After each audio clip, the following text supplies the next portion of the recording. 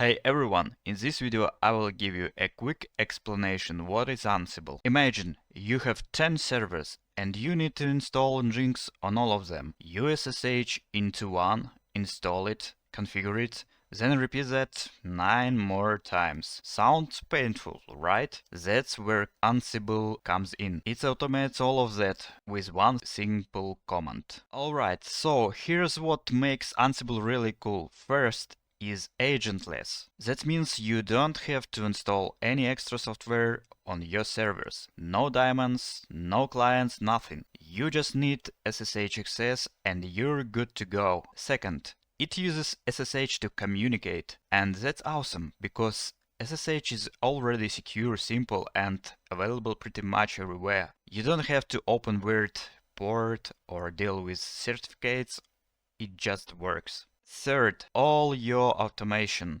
is written in YAML playbook. YAML is super readable, kind like written to-do list for your servers. Even if you've never coded before, you'll pick it up in minutes. And finally, Ansible is idempotent. That's fancy way of saying if you run the same playbook 10 times, your servers won't break or double install stuff. Ansible checks the state of only makes changes when needed. So yeah, simple, safe and smart. That's why people love Ansible. When you run Ansible on the control node, it can be your laptop or CI/CD server.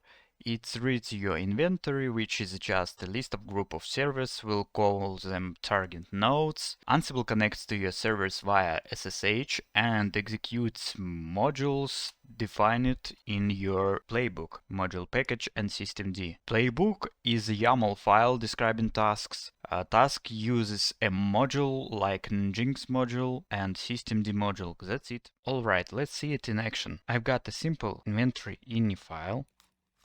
It lists my 2 web servers. Now let's run our very first Ansible command.